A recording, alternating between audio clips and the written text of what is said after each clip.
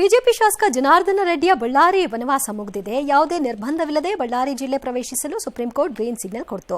ಅಕ್ರಮ ಗಣಿಗಾರಿಕೆ ಆರೋಪ ಹಿನ್ನೆಲೆ 2011 ಸೆಪ್ಟೆಂಬರ್ 5ರಂದು ಜನಾರ್ದನ ರೆಡ್ಡಿ ಬಂಧನವಾಗಿತ್ತು. ಜನಾರ್ದನ ರೆಡ್ಡಿ ಪ್ರಭಾವಿಯಾಗಿದ್ದು ಸಾಕ್ಷಿ ನಾಶ ಮಾಡಬಹುದು ಅಂತ ಆತಂಕ ಹಿನ್ನೆಲೆ ಬಳ್ಳಾರಿ ಜಿಲ್ಲೆಗೆ ಅವರ ಎಂಟ್ರಿಯನ್ನ ನಿಷೇಧ ಹೇರಲಾಗಿತ್ತು.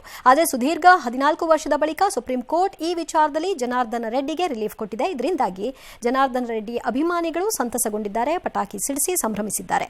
ಕನಕ ದುರ್ಗಮ್ಮನಿಗೆ 101 ತೆಂಗಿನಕಾಯಿ ಹೊಡೆದಿದ್ದಾರೆ. ಇದೇ ಗುರುವಾರ ರೆಡ್ಡಿ ಬಳ್ಳಾರಿಗೆ ಎಂಟ್ರಿ ಕೊಡ್ತಾರೆ. ಹುಟ್ಟೂರಿಂದ ದೂರ ಇದ್ದಿದ್ದು ಭಗವಂತನ ಕೃಪೆಯಿಂದ ಇವತ್ತು ಸುಪ್ರೀಂ ಕೋರ್ಟ್ ಪರ್ಮಿಷನ್ ಕೊಟ್ಟಿದೆ. ನಾನು ಮೊದಲು ಗಂಗಾವತಿಗೆ ಹೋಗಿ ಹನುಮಂತನ ದರ್ಶನ ಪಡ್ಕೊಂಡು ಗುರುವಾರ ಬೆಳಿಗ್ಗೆ ನವರಾತ್ರಿ ಮೊದಲನೇ ದಿನ ಬಳ್ಳಾರಿಗೆ ಹೊರಡ್ತೀನಿ. ಓಹ್, ನವರಾತ್ರಿಯ ಮೊದಲನೇ ದಿನ ಆಯ್ತಲ್ಲ. ಸರಿ, ರಾಜ್ಯದ ಪಂಚ ಗ್ಯಾರಂಟಿಗಳಲ್ಲಿ ಒಂದಾದ ಈ ಶಕ್ತಿ ಏನು ಯೋಜನೆ ಇದೆ ಅದೇ ಬಸ್ದ ಸಾರಿಗೆ ಇಲಾಖೆ ಡಮಾರ್ ಅಂತ ಬಿಜೆಪಿ ಅವ್ರದ್ದು ಟ್ವೀಟ್.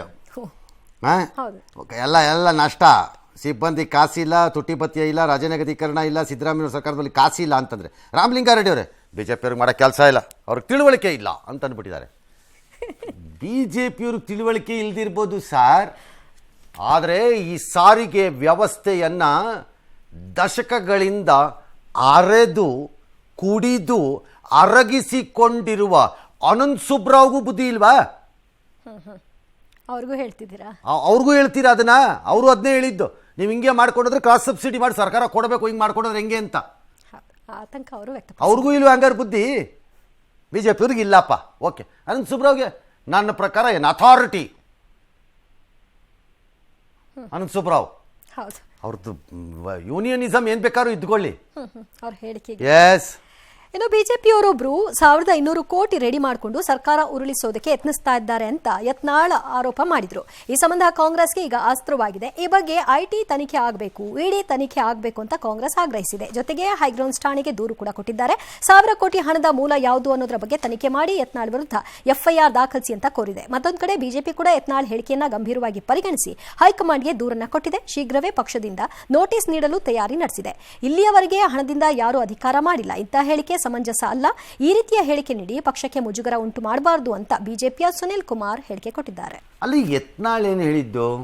1200 ಕೋಟಿ ಯಾರೋ ರೆಡಿ ಇಟ್ಕೊಂಡಿದ್ದಾರೆ, ಸರ್ಕಾರ ಯಾರು? ಕಾಂಗ್ರೆಸ್ನವರ ಬಿಜೆಪಿನವರ? ಬಿಜೆಪಿಯವರು. ಅವ್ರು ಬಿಜೆಪಿಯವರು ಅಂತ ಹೇಳಿದಾರಾ? ಹೇಳಿದ್ರ ಬಿಜೆಪಿಯವರು ಅಂತ? ಅಲ್ಲ, ಇವ್ರು ಕಾಂಗ್ರೆಸ್ನವ್ರು ಹೇಳ್ತಿರೋದು ಇನ್ಯಾರ ಬಗ್ಗೆ ಅವರ ಅಸಮಾಧಾನ. ಸರಿ, ಅವ್ರು ನಾಳೆ ಬಂದ್ಬಿಟ್ಟು ನಾನು ಹೇಳಿದ್ ಕಾಂಗ್ರೆಸ್ನವ್ರ ಮೇಲೆ ಏನ್ಬಿಟ್ರೆ ಉಲ್ಟಾ ಹೊಡಿಬಹುದಲ್ಲ? ಅಲ್ಲ, ಸುಮ್ಮನೆ ಚಾನ್ಸಸ್ ಇರುತ್ತೆ. ಟ್ವಿಸ್ಟ್ ಬೇಕಲ್ಲಪ್ಪ ಸ್ಟೋರಿಗೆ. ಈಗ ಅಂದ್ಬಿಟ್ರೆ ನಾಳೆ ಕಾಂಗ್ರೆಸ್ ಒಳಗಡೆ ಇರೋವ್ರೆ ಅಂತ ಅಂದ್ಬಿಟ್ರೆ ಇರ್ಲಿ ಅಂತ ಬಿಟ್ಟಿದ್ದಾರೆ. ಈಗ ಸದ್ಯ ಏನು ಗೊತ್ತಿಲ್ಲ. ಭಾಳ ಹಿಂದೆ ಡಿ ಕೆ ಶಿವಕುಮಾರ್ ಒಂದ್ಸರಿ ಏನಕ್ಕೋ ಹೇಳ್ತಿದ್ರೆ ಇವೆಲ್ಲ ಸೀರಿಯಸ್ ಆಗಿ ತಗೋಬಾರ್ದ್ರಿ ರಾಜಕಾರಣದಲ್ಲಿ. ನೀವು ಯಾಕಂದ್ರೆ ಅಷ್ಟು ಸೀರಿಯಸ್ ಆಗಿ ತಗೋತೀರಿ? ನಿಮ್ಮ ಸರ್ಕಾರ ಬೀಳ್ಸಕ್ಕಾಗಲ್ಲ ಅಂತ ನನಗೂ ಗೊತ್ತಿದೆಯಪ್ಪ. 136 ಮೆಂಬರ್ಸ್ ಇದೆ. ನನಗೂ ಗೊತ್ತಿದೆ. 1200 ಅಲ್ಲ, ಇನ್ನೂ 500 ಕೋಟಿ ಇಟ್ಕೊಂಡ್ರೂ ಆಗಲ್ಲ. ಓಕೆ, ಯಾಕೆ ಅಂತ ಹೇಳ್ತೀನಿ. 50ರಿಂದ 60 ಜನನೋ 46 ಜನನೋ ಬೆಳೆಸ್ಬೇಕು ಅವರು. ಆ 50ರಿಂದ 66 ಜನಕ್ಕೋ 46 ಜನಕ್ಕೋ ನಿಮ್ಮ ಪಕ್ಷದಿಂದ ಹೊರಕ್ಕೆ ಬಂದರೆ ಮತ್ತೆ ಗೆಲ್ಲಕ್ಕಾಗಬೇಕಲ್ಲ ಆ ಕ್ಷೇತ್ರದಲ್ಲಿ. ಅವ್ರಿಗೆ ಕಾಮನ್ ಸೆನ್ಸ್ ಅದು. ಯಾವ ಶಾಸಕನಿಗೆ ನಿಮ್ಮ ಕಾಂಗ್ರೆಸ್ಸಿನಿಂದ ಗೆಲ್ಲಬೇಕಾಗಿಲ್ಲ ಎಂಬ ಪರಿಸ್ಥಿತಿ ತನ್ನ ಕ್ಷೇತ್ರದಲ್ಲಿ ಇದೆಯೋ ಅವ್ರು ಬೇಕಾದ್ರೂ ಆಲೋಚನೆ ಮಾಡ್ತಾನೆ. ಬೀಸಾಕ್ಬಿಟ್ಟು ಹೋಗ್ತೀನಿ ಬಣ್ರೆ ರೀ, ಅಲ್ಲಿ ಗೆದ್ಕೋತೀನಿ ನಾನು ಅಂತ. ಯಾರಿಗದು ಇಲ್ವೋ ಅವ್ನು ಹೋಗೋಕ್ಕಾಗಲ್ಲ, ಹೋದ್ರೂ ಸೋಲ್ತಾನೆ. ಪಕ್ಷನೇ ಲೇಬಲ್.